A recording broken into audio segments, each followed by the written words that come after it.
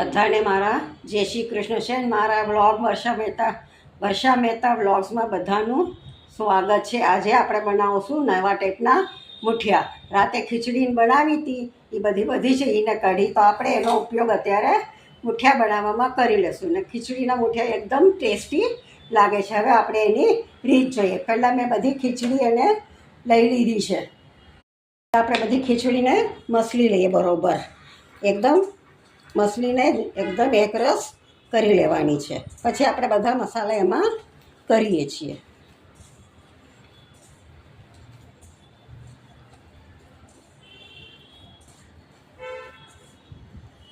વઘારેલી ખીચડી કરી હતી, એમાં તો લવિંગ બધું છે, એ વાંધો નહીં આવે. આની અંદર ટેસ્ટ એકદમ નવો જ લાગશે તમને. ખીચડી મસલાઈ ગઈ છે, એમાં આપણે નાખશું મીઠું.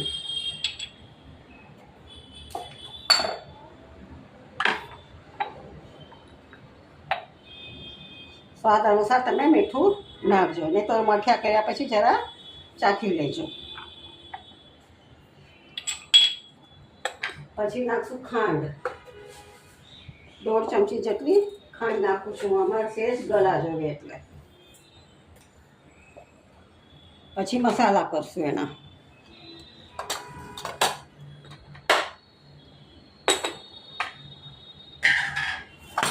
મસાલામાં હળદર, 5 ચમચી જેટલી હળદર, 1.5 ચમચી જેટલું ધાણા જીરું ને 1.5 ચમચી જેટલું મરચું. મસાલા નાખી દીધા છે. થોડી હિંગ પણ આપણે નાખી દઈએ. 5 ચમચી જેટલી હિંગ પણ નાખી દઈએ એની અંદર જ. એટલે રાતે જ ખાવાના છે, એટલે અત્યારે કરીને રાખીએ, ઠરી જાય એટલે વાંધો નહીં આવે આપણે. પછી બધાને પાછું મસળી લઈએ.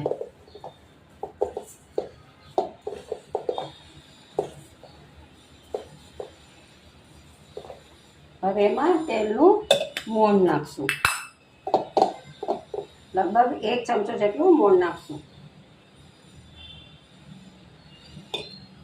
લગભગ 1.5 પેનથી 2 પાવલી તેલનું મોણ આપણે નાખશું. એની સાથે થોડા સોડા પણ નાખી દેશું. જસ્ટ થોડાક જ એકદમ લેવાના છે, 2 પિંચ જ લેવાના છે. 2 ચપટી જેટલા સોડા લેવાના છે. અને બરોબર બધાને મસળી લઈએ.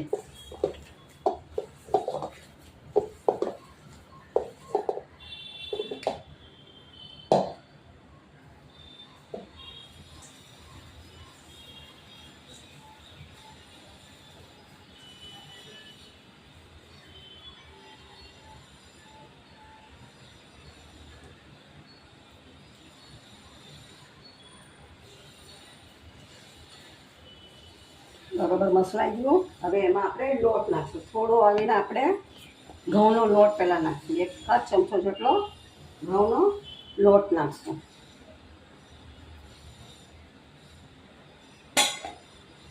પછી એમાં નાખશું ચણાનો લોટ.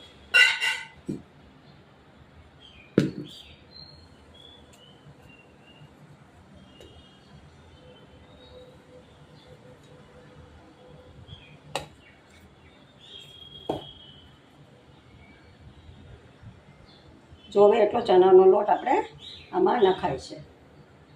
અને બને ત્યાં સુધી 3 ચમચામાં તો થઈ જશે તમારું બરોબર બધું મિક્સ.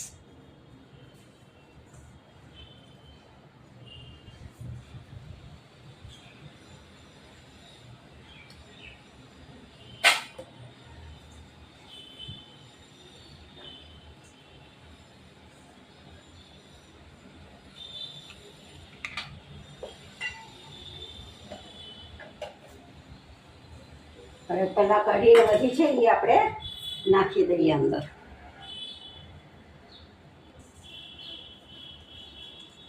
કઢીને જરા હાથેથી આપણે એમાંથી બધો લીમડો ને બધું મરચાં બધું કાઢી લેશું.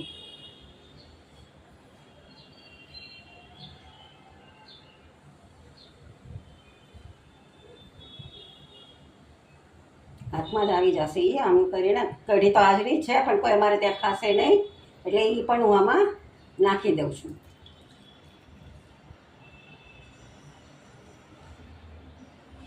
જોશે તો બેસી પાણી ઉમેરશું આપણે.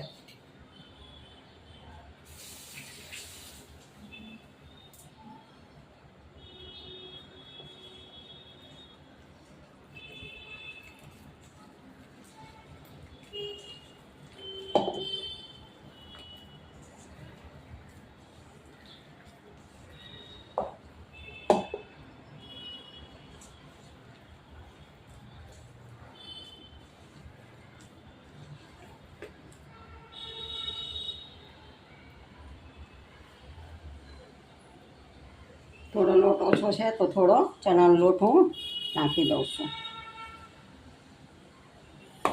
બસ છે. આ મુઠિયા એકદમ જ ટેસ્ટી, ખીચડીના મુઠિયા આપણે જ્યારે કરીએ છીએ ત્યારે એકદમ જ ટેસ્ટી લાગે છે. ફરસા હોય છે કેમ કે વઘાર કરેલી ખીચડી હોય છે એટલે ખાતે એકદમ ફરસી પણ લાગે છે. ને મુઠિયા તો ખાવાની અમે બધાને મજા જ આવે છે. આ બધું વધેલી વસ્તુ હોય, આપણે રાતે કોઈ ન ખાય વધ્યું હોય તો સવારે આપણે આના મુઠિયા કરી લઈએ. નાસ્તામાં ખાવ તો નાસ્તામાં ખવાય છે, ને તમને વઘારીને પછી ખાવ હોય તો ગમે ત્યારે તમે રોંઢામાં પણ ખાઈ શકો છો. કરીને રાખી મેળવાના, થઈ જાય એટલે એને વઘારી નાખવાના.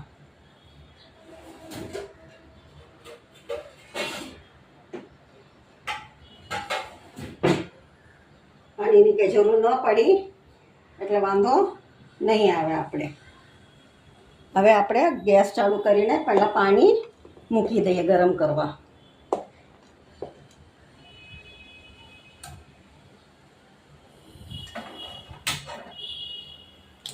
ધીમા તાપે પાણી થાય ત્યાં આપણે બધા મુઠિયાને વાળી લઈએ.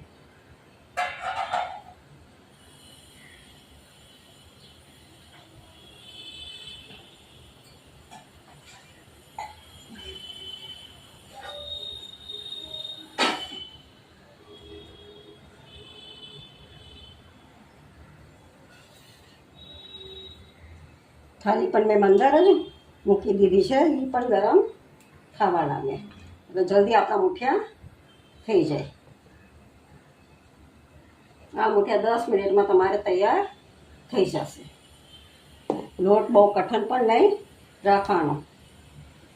કઠણ લોટ હોય તો તમે નરમ કરી શકો છો, ને કઠણ લોટના તમારે મૂકવા હોય તો પછી તમારે વધારે વાર રાખવા પડે. એની કરતાં નરમ લોટ સેજ હોય તો આવો લોટ હોય તો જલ્દી આપણા મુઠિયા પણ થઈ જશે. 10 મિનિટમાં મુઠિયા તૈયાર થઈ જશે.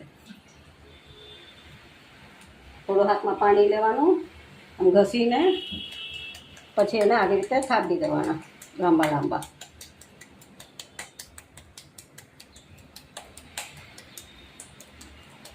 આવી રીતે એને કરી લેવાના. મૂકતા જવાનું થાળીમાં. સ્લાઇટ હાથમાં પાણીનો સપકો જવાનું પાણીથી.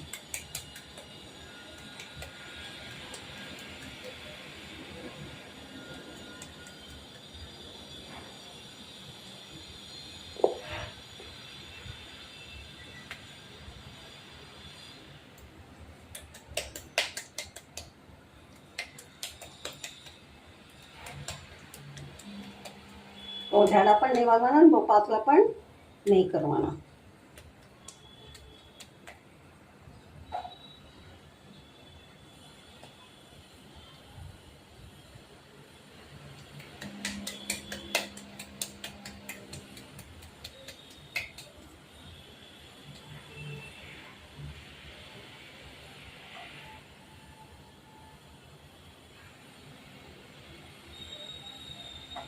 થાળીની અંદર મુઠિયા મૂકી દીધા છે મેં. આ છેલ્લું એક કરી લો.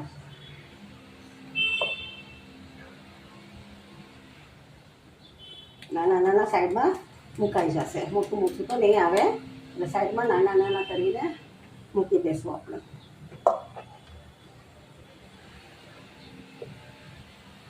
પાણી પણ ગરમ થતું જાય છે, ઢોકળા પણ ઉપર, મુઠિયા પણ થતા જશે.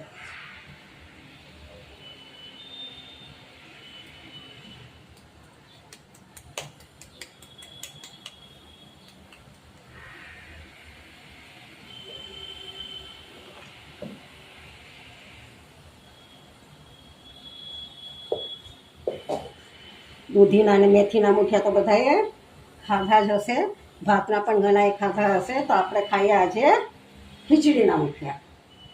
તમને આ વાનગી અમારી કેવી લાગે છે એ તમે અમને લાઈક, સબસ્ક્રાઈબ, શેર અને કમેન્ટ કરીને કહેજો. તો અમે આવી રીતે બીજી પણ વાનગીઓ તમને બતાડશું.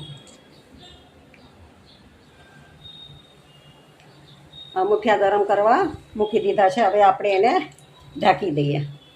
ગેસ ફૂલ જ રાખ્યો છે એટલે હવે આપણે એને ઢાંકી દઈએ. 10-1 મિનિટમાં તો મુઠિયા થઈ જશે. પછી આપણે આગળ બતાવું છું. 10 મિનિટ ઉપર થઈ ગઈ છે એટલે હવે આપણે જોઈએ કે મુઠિયા થઈ ગયા છે કે નહીં.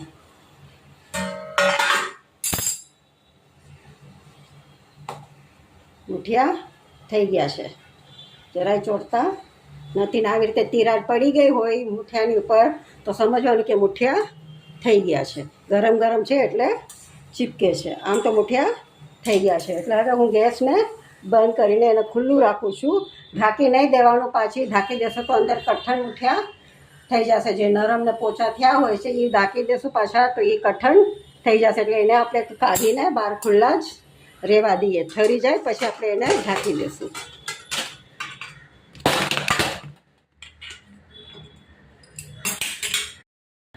અમે બહાર કાઢીને મુઠિયાને રહેવા દીધા છે. એ ઠરશે એટલે હું આવીને એને બીજા વાસણમાં બળકા કરીને ભરી દઈશ. કેમ કે સાંજે એને વઘારીને આપણે ખાવાના છે ચા સાથે. તમને આવા મારો વિડીયો ગમ્યો હોય તમને આ વિડીયો ગમ્યો હોય અમારો તો અમારી ચેનલને લાઈક, સબસ્ક્રાઈબ, કમેન્ટ અને શેર કરજો. શેર કરવાનું અને સબસ્ક્રાઈબ કરવાનું ભૂલતા નહીં, જેથી અમે તમને આવી રીતે બેસ્ટમાંથી બેસ્ટ બધી વાનગીઓ બતાડી શકે છે. કેમ કે ઘણા જણ બીજા દિવસે ખીચડી ખાતા નથી કે ભાત હોય તો ભાત ખાતા નથી. તો આપણે આવી રીતે મુઠિયા કરી નાખીએ તો એક નવી વસ્તુ પણ ખાવા મળી જાય છે. આ તમે છાશ સાથે પણ ખાઈ શકો છો, તેલ સાથે ખાઈ શકો છો. તેલ અને ચટણી સાથે, લીલી ચટણી કે તીખી ચટણી, લસણની ચટણી સાથે કે પછી વઘારીને તમે ગમે એની સાથે ખાઈ શકો છો. તમને જે ફાવે, ચા ફાવે તો ચા, દૂધ ફાવે તો દૂધ, છાશ ફાવે તો છાશ, દહીં ફાવે તો દહીં સાથે, જે તમને ફાવે એની સાથે તમે આ ખાઈ શકો છો. કાચા પણ આવી રીતે બનાવેલા તાજા પણ ખાઈ શકાય છે. એ તેલ અને એને ખાઈએ તો એ મસ્ત લાગે છે. તમને બધાને વિડીયો ગમે તો પાછી યાદ દેવડાવું છું કે લાઈક, સબસ્ક્રાઈબ અને કમેન્ટ કરવાનું ભૂલતા નહીં. જય શ્રી કૃષ્ણ. વઘાર માટે તેલ મૂકી દીધું છે. હવે આપણે એમાં રાઈ નાખીએ. તેલ થઈ ગયું છે. રાઈ નાખીએ. થોડી હિંગ નાખીએ.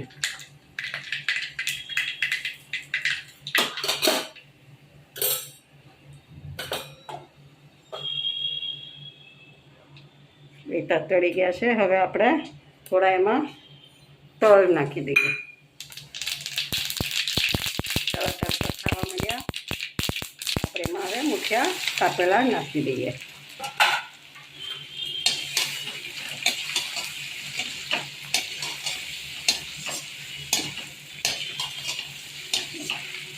થોડા એને ખાવા દેશું. ખરા થાય એટલે આપણે એને ઉતારી લેશું.